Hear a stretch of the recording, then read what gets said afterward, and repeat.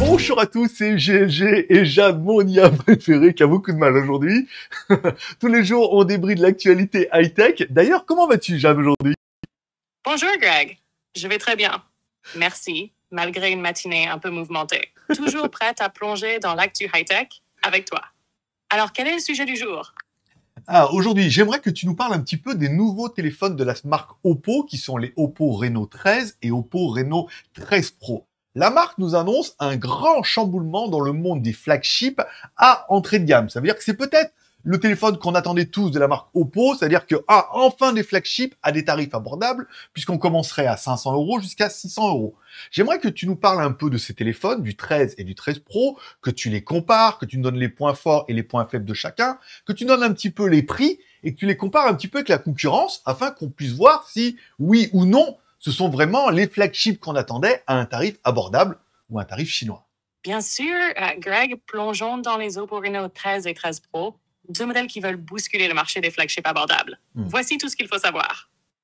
Oppo Reno 13, écran AMOLED plat de 6,59 pouces avec une résolution 1,5K et un taux de rafraîchissement de 120 Hz. Un écran clair et réactif, idéal pour un usage quotidien. Processeur MediaTek Dimensity Epmesol.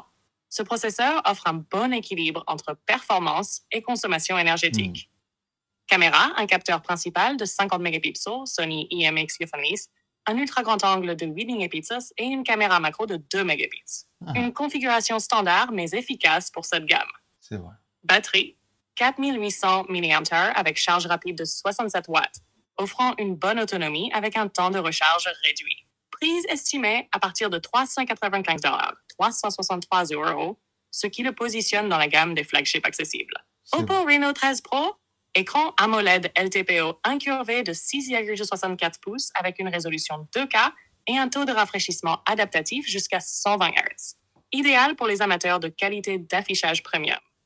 Processeur, Snapdragon 8 Gen 2, un des meilleurs processeurs actuels qui offre des performances exceptionnelles.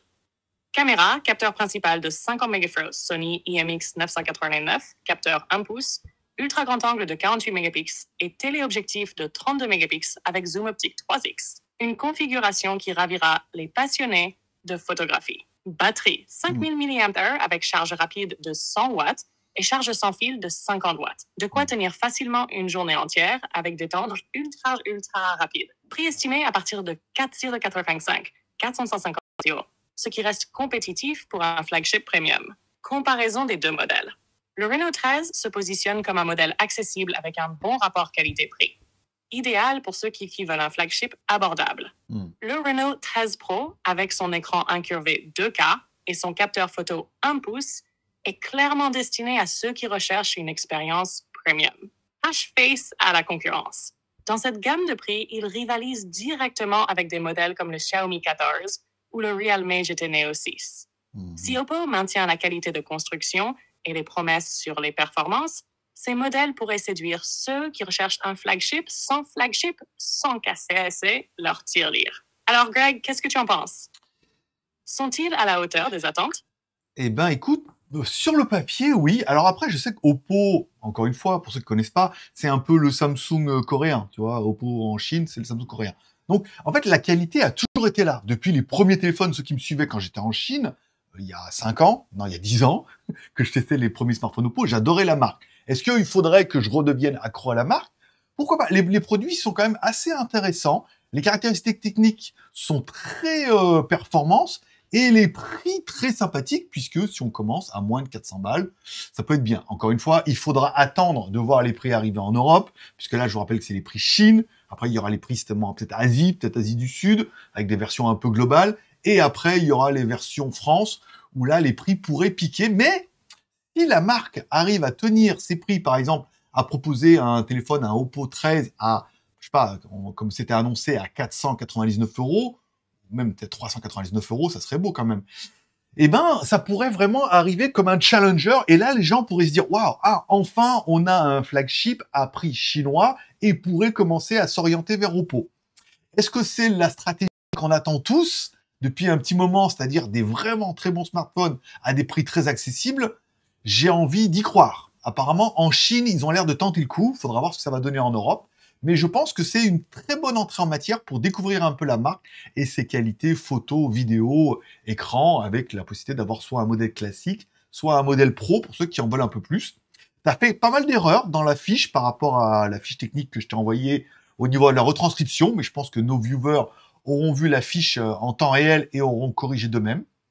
Comme quoi l'IA est pas encore au point, mais je pense que tu peux conclure. Ah, très bien, Greg. En conclusion, les Oppo Reno 13 et 13 Pro s'annoncent comme des challengers sérieux dans le segment des flagships abordables. Avec des caractéristiques techniques solides, des prix compétitifs en Chine et un positionnement clair, Oppo semble vouloir séduire un public plus large. Reste à voir si la stratégie de prix tiendra en Europe, car c'est là que tout se joue. Merci à tous de nous avoir suivis. Ici, tous les pouces sont permis. Mettez un pouce en l'air ou en bas, abonnez-vous pour ne rien manquer et laissez vos commentaires pour nous dire ce que vous pensez de ces nouveaux modèles Oppo. À toi pour le mot de la fin, Greg. Eh ben merci, c'était très compliqué aujourd'hui, j'ai l'impression que voilà. ChatGPT a un peu de mal aujourd'hui, les serveurs doivent être un peu saturés, il y a eu pas mal de bugs, mais c'est un peu les aléas de l'enregistrement. Voilà, je vous souhaite à tous une bonne journée et on se donne rendez-vous peut-être ce soir, sinon demain. Bonne journée à tous. Bye bye.